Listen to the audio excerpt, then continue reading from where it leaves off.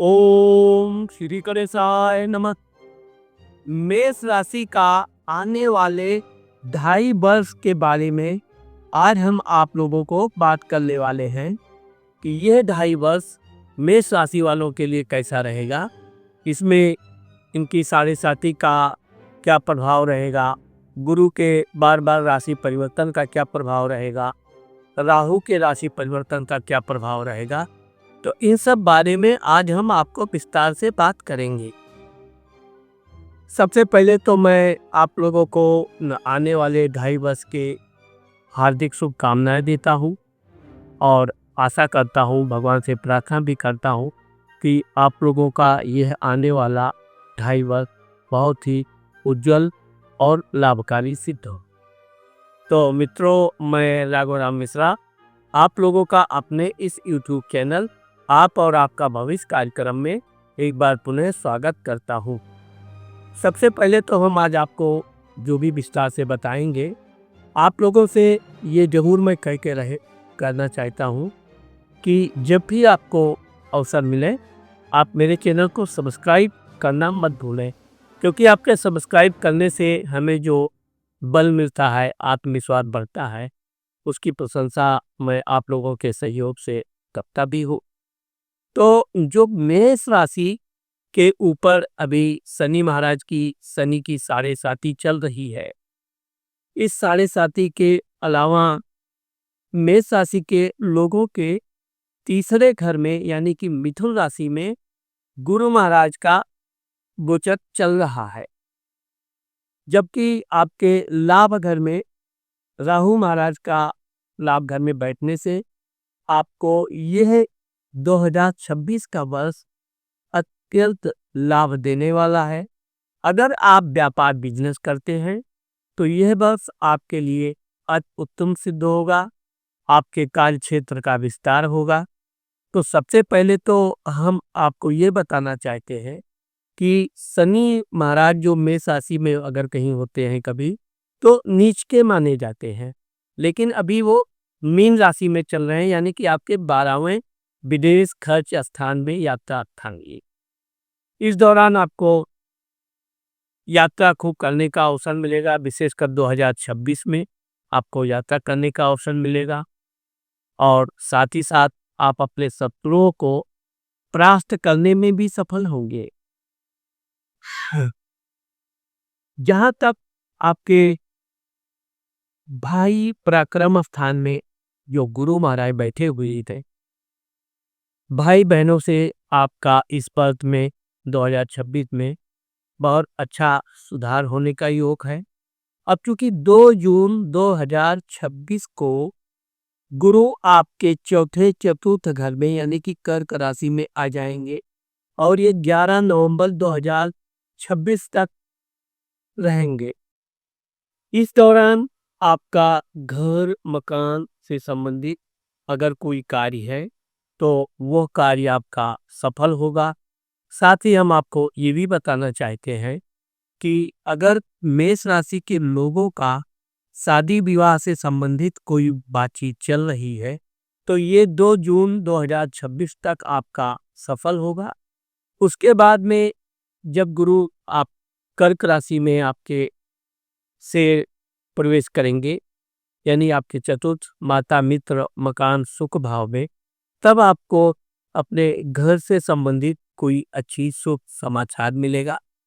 अगर आप घर वाहन आदि खरीदना चाहते हैं तो इस पर आपको आगे बढ़ना चाहिए। दूसरी चीज यह है कि अगर आप इस दौरान अपना नौकरी आदि के लिए प्रयास कर रहे हैं तो यह समय आपके लिए हर तरह से अनुकूल रहेगा और आपको कार्य करने में गति आएगी। जब 3 नवंबर 2026 को गुरु अपने आपके सिंह राशि में जाएंगे, यानी कि आपके पंचम घर में जाएंगे, विद्या बुद्धि संतान के घर में जाएंगे, तो ये गुरु आपके लाभ घर को देखेंगे। वैसे तो यहाँ पर गुरु और केतु की युति भी हो जाती है, लेकिन गुरु आपके धर्म स्थान भाग्य स्थान को देखेंगे। इस दौरान आपके भाग्य में वृद्धि होगा। आपको धार्मिक कार्य करने की इच्छा जागृत होगी।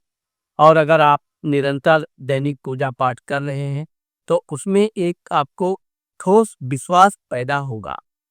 यह विश्वास आपको और आगे ले जाने में सक्षम होगा।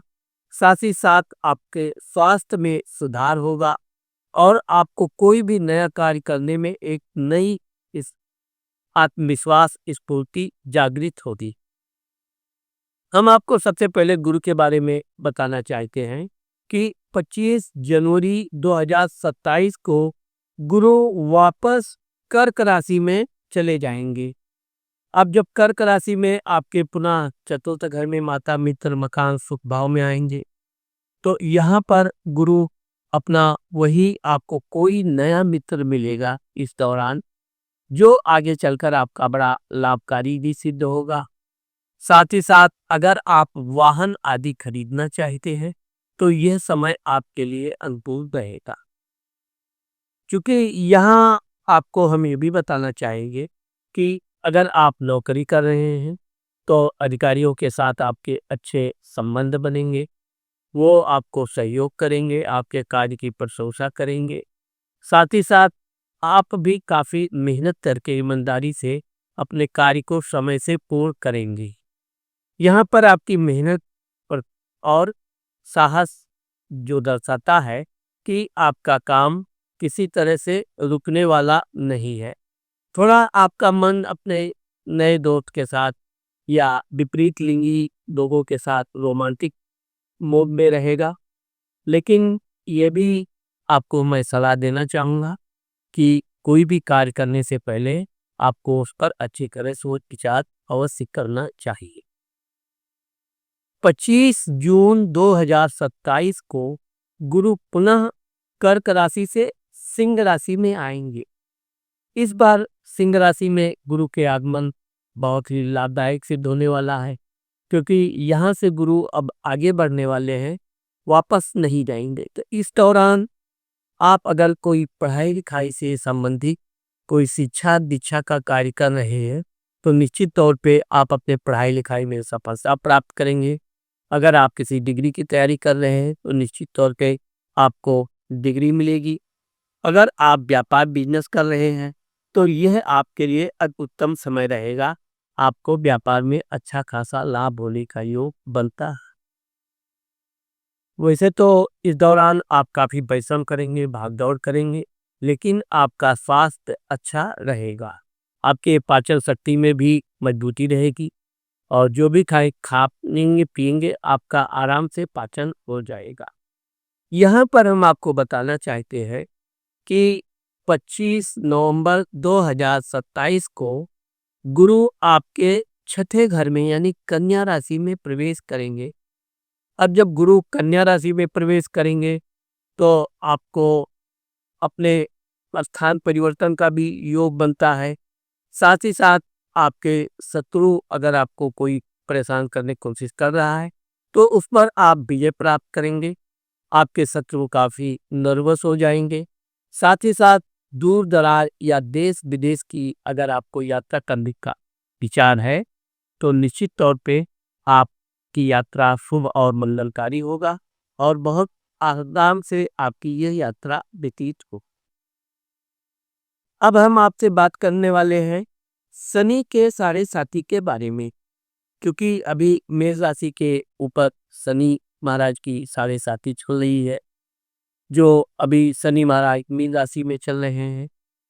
तो ये 3 जून 2027 को मेष राशि में शनि महाराज का प्रवेश हो रहा है।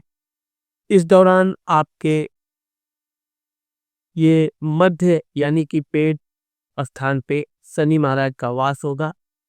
यहाँ पर हम आपको ये जरूर बताना चाहेंगे कि आपको खान पान पे अपने विशेष ध्यान रखना चाहिए और अगर हो सके तो शनिवार के दिन सरसों का तेल अपने बीसों नाखूनों में हाथों के और पैरों के लगाइए और अगर हो सके तो आप पूरे बदन में सुबह के समय सरसों का तेल मसाज करके मालिश करके कुछ देर आराम करके फिर स्नान ध्यान करके अपने काम पे निकलिए।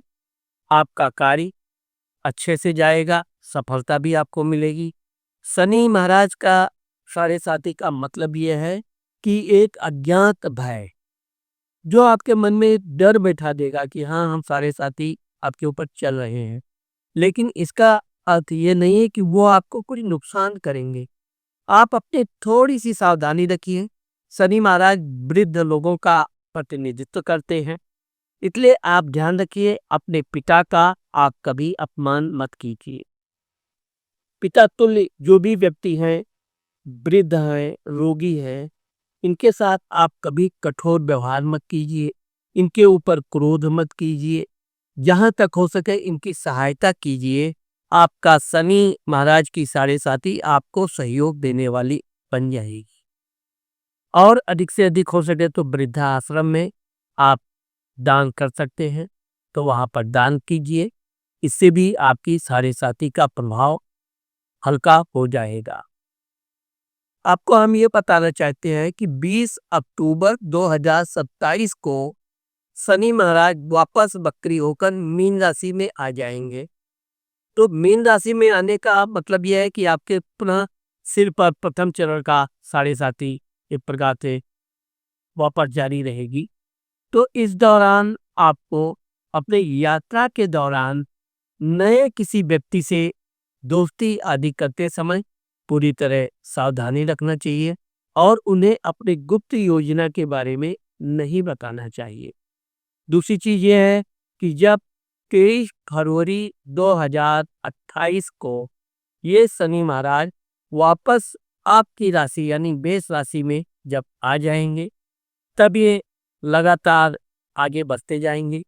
यहाँ पर हम आपको ये बताना चाहते हैं कि जब मेष राशि में पूर्ण रूप से शनि महाराज 23 फरवरी 2028 को पाएंगे, तो इस शनि महाराज आपके भाई स्थान को देखेंगे। आपको अपने भाई बहनों की बुराई नहीं करनी चाहिए। भाई बहन अगर कुछ आपसे रोज वैचारिक मतभेद भी रखते हैं, तो भी आपको उधर ध्यान भी नहीं देना चाहिए। वो आपको नुकसान भी नहीं पहुंचा पाएंगे। उल्टे अगर आप उनसे प्रेम व्यवहार बनाएंगे, तो वो आपको सहयोग अवश्य देंगे। दूसरा, शनि महाराज का सबसे ज्यादा प्रभाव आपके पत्नी जीवन साथी के स्थान पे पड़ेगा, क्योंकि शनि महाराज आपके जीवन साथी के घर को, सप्तम घर को देखेंगे। यहाँ पर आपको इस बात का ध्यान रखना है कि अपनी जीवन साथी पर बेवजह गलत आरोप नहीं लगाना है, बेवजह शक शुबा की कोई आवश्यकता नहीं है। जहाँ तक हो सके उनकी आप प्रशंसा करने का प्रयत्न कीजिए और उनके अगर थोड़े भी उनका स्वास्थ्य में गिरावट आती है, तो आप बिल्कुल सतर्क होके, जैसा कि आप स्वतः बीमार हैं, दुखी हैं, ऐसे उनका स्वास्थ्य के लिए इलाज कराना चाहिए। समय पर उनको हर तरह का मानसिक पारिवारिक सहयोग देना चाहिए। और सबसे अच्छी बात यह है कि आपको उनकी जितनी सेवा आप करोगे, आगे चलकर यही आपके लिए एक बहुमूल्य लाभ मिलने वाला है। अब क्योंकि शनि महाराज यहाँ से आपके दसम पिता, मान सम्मान, प्रसिद्धि, अधिकारी आदि के घर को देखेंगे, तो मैंने आपको पहले ही बताया है कि आपको अपने पिता से विशेषकर, हमने बहुत से लोगों की ऐसी कुंडली देखी है जिनको ऐसा लगता है कि उनके पिता ने उनको कुछ नहीं दिया, या उनके पिता ने दूसरे बच्चों का ज़्यादा ध्यान रखते हैं, इनका नहीं ध्यान रखते हैं। आप इस तर्क वितर्क में कदापि मत पड़िए। आपके पिता ने अगर आपको ना भी दिया हो, तो आपको शिक्षा इच्छा देकर उन्होंने इस योग्य बनाया है कि आगे चलकर आप बहुत अधिक धन प्राप्त कर सकते हैं। इसलिए आपको जहाँ तक हो सके पिता की प्रशंसा करनी चाहिए, उनकी सेवा करनी चाहिए, उनकी आज्ञा का पालन करना चाहिए, लेकिन किसी भी प्रकार उनसे तर्क वितर्क, क्रोध, उनका अपमान नहीं करना चाहिए। इस बात को आप बिल्कुल गांठ बांध के रखिए, क्योंकि ये सारे साथी आपके लिए सबसे बड़ी परीक्षा की घड़ी है। मेष राशि में मैंने पहले ही बताया कि शनि महाराज नीच के हो जाते हैं। आपकी छोटी सी हरकत, छोटी सी बद जुबानी किसी को बहुत ठेस पहुंचा सकती है और उसका उनके स्वास्थ्य पर, जीवन पर बुरा असर पड़ सकता है। इसलिए आप कभी भी कलंक के भागी न बनें। आप उनकी सेवा नहीं कर सकते हैं, मत कीजिए, लेकिन उनका अपमान आपको कदापि नहीं करना चाहिए। आइए अब हम आपके राहु की बात करते हैं। राहु महाराज आपके लाभ घर में बैठे हुए हैं। अगर आप नौकरी आदि कर रहे हैं तो निश्चित तौर पे आपको अपने वेतन के अलावा भी कुछ न कुछ लाभ मिलने का योग बन रहा है। ये लाभ आपको अवश्य मिलेगा। साथ ही साथ आपका एक चीज का बहुत ध्यान रखना है कि जब भी राहु 11 में बैठता है तो इसकी पूर्ण दृष्टि पत्नी, जीवन साथी और खान पे होता है। आपको अपने जीवन साथी के बारे में किसी भी तरह का अपमानजनक शब्द नहीं कहना चाहिए, बल्कि अगर वो किसी बात पे आपकी कोई बुराई कर भी देती है तो आपको अपना बड़ा दिल बना के रखना चाहिए। आप उस बात को सुन के अनसुना कर दो। वो अपना जीवन साथी है, हम एक सिक्के के दो पहलू हैं। हम उनकी बुराई करेंगे, वो हमारा करेंगे, तब तो विनाश।